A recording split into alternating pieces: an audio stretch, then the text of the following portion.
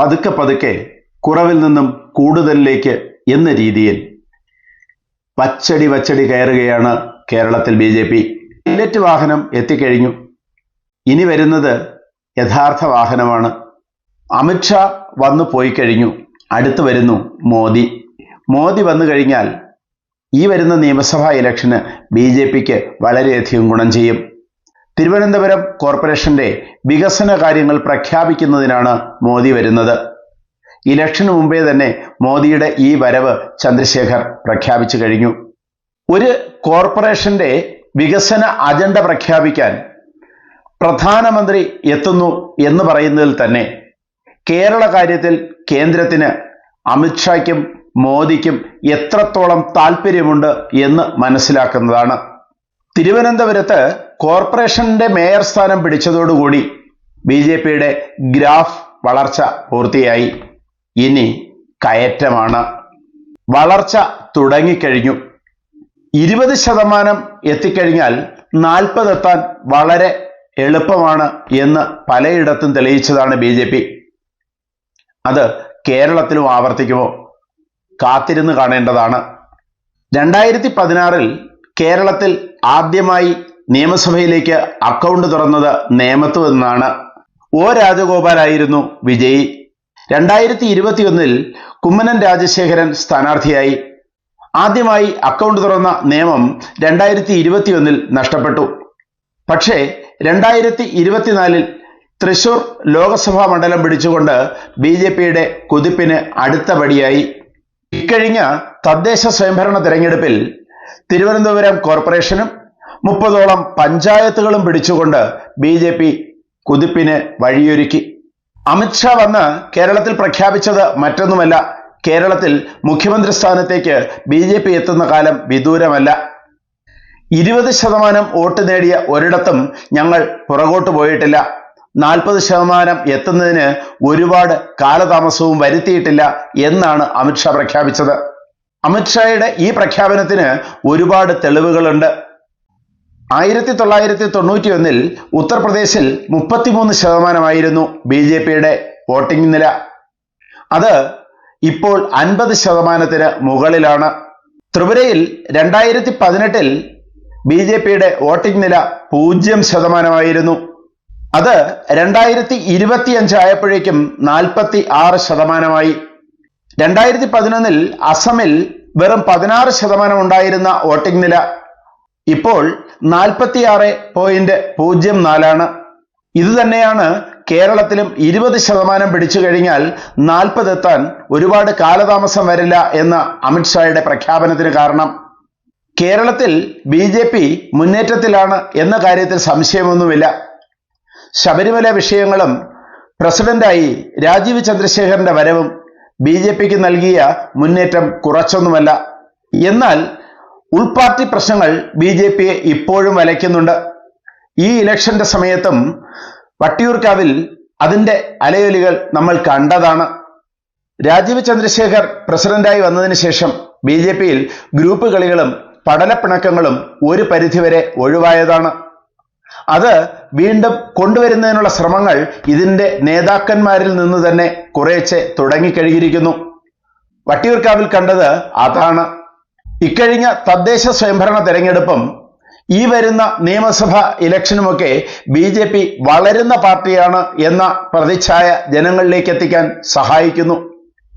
തദ്ദേശ സ്വയംഭരണ സ്ഥാപനങ്ങളിലേക്ക് മാറ്റിവെച്ച സീറ്റിലേക്കുള്ള ഇലക്ഷൻ നടന്ന വിഴിഞ്ഞത്ത് BJPയുടെ വളർച്ച നമ്മൾ കണ്ടതാണ്. 300 വോട്ട് മാത്രം കഴിഞ്ഞ ഇലക്ഷൻ ഉണ്ടായിരുന്ന BJP 8 ഇരട്ടിയായി വർദ്ധിപ്പിച്ച് 2400-ലേക്ക് വോട്ടിംഗ് നില ഉയർത്തിയിരിക്കുന്നു.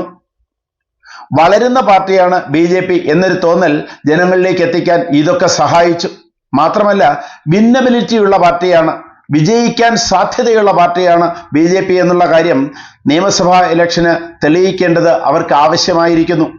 തദ്ദേശ സ്വയംഭരണ സ്ഥാപനങ്ങളുടെ തെരഞ്ഞെടുപ്പിൽ തിരുവനന്തപുരം മേയർ സ്ഥാനം പിടിച്ചതുൾപ്പെടെ അവരത് കുറേശ്ശെ തെളിയിച്ചുകൊണ്ടിരിക്കുകയാണ്. ജനത്തിന്റെ വോട്ടെത്തുന്നത് വിന്നബിലിറ്റിക്കാണ്.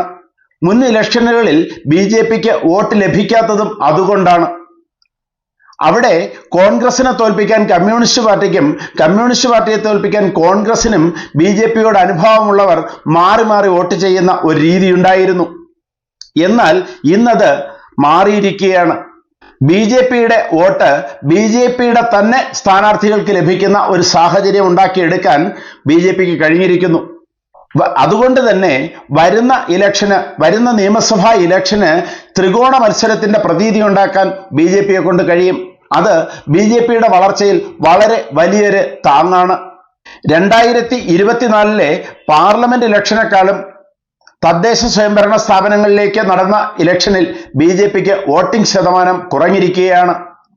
എന്നാലും വിന്നബിലിറ്റിയുള്ള പാർട്ടി എന്ന ലേബൽ BJP നേടിക്കഴിഞ്ഞു. ജനം വോട്ട് ചെയ്യുമ്പോൾ വിന്നബിലിറ്റി എന്ന കാര്യം പരിഗണിക്കും. BJPയുടെ പടിപ്പടിയായുള്ള വളർച്ച ഗുജറാത്തിൽ നിന്നാണ് യഥാർത്ഥത്തിൽ തുടങ്ങുന്നത് എന്ന് നമുക്കറിയാം. ആദ്യ സഹകരണ സംഘങ്ങളിൽ നിന്ന് അടുത്ത് തദ്ദേശ സ്വയംഭരണ സ്ഥാപനങ്ങളിലേക്കുള്ള വിജയം, അടുത്ത് സംസ്ഥാനം പിടിക്കുന്നു, അടുത്ത് ഇന്ത്യ ഭരിക്കുന്നു. ഈ രീതിയിൽ പടിപ്പടിയായുള്ള ഉയർച്ച, കുറഞ്ഞതിൽ നിന്നും ഉയരത്തിലേക്കുള്ള വളർച്ച, അത് കേരളത്തിൽ സംഭവിക്കുമോ എന്ന് നമുക്ക് കാത്തിരുന്ന് കാണാം. വിജയിച്ചിടത്ത് തന്നെ തിരിച്ചടി നേടിയ സംഭവങ്ങളും BJPക്കുണ്ട്. പന്തളം, പാലക്കാട് നഗരസഭകളിൽ നിയമസഭാ ഇലക്ഷന് നേമത്ത് ആദ്യമായി അക്കൗണ്ട് തുറന്ന നേമത്ത് നിന്ന് പോലും തിരിച്ചടിയേറ്റിരിക്കുന്നു. BJP കേരളത്തിൽ വരുന്ന നിയമസഭാ ഇലക്ഷന് 36 മണ്ഡലങ്ങളാണ് A ക്ലാസ് മണ്ഡലങ്ങളായി പ്രഖ്യാപിച്ചിരിക്കുന്നത്. 40,000-ൽ കൂടുതൽ വോട്ട് കിട്ടിയ മണ്ഡലങ്ങളുണ്ട്, വിജയസാധ്യതയുള്ള മണ്ഡലങ്ങൾ.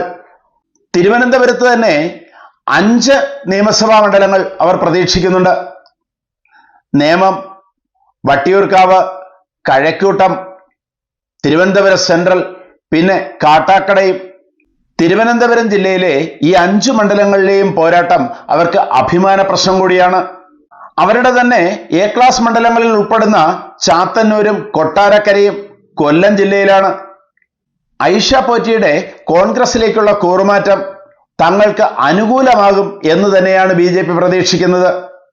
പത്തനംതിട്ട ജില്ലയിലുള്ള കോന്നി BJPയുടെ A ക്ലാസ് മണ്ഡലങ്ങളിലൊന്നാണ്. അതുപോലെ തന്നെ പത്തനംതിട്ട ടൗണും അവർ പ്രതീക്ഷിക്കുന്നുണ്ട്. കേരളത്തിൽ കമ്മ്യൂണിസ്റ്റ് പാർട്ടിക്ക് അടിത്തറ പാകിയ പ്രധാന ജില്ലകളിലൊന്നായ ആലപ്പുഴ പുന്നപ്ര വയലാർ സമരത്തിന്റെയും കർഷക സമരത്തിന്റെയും മറ്റു സമരങ്ങളുടെയും മേഖല കൂടിയാണ്.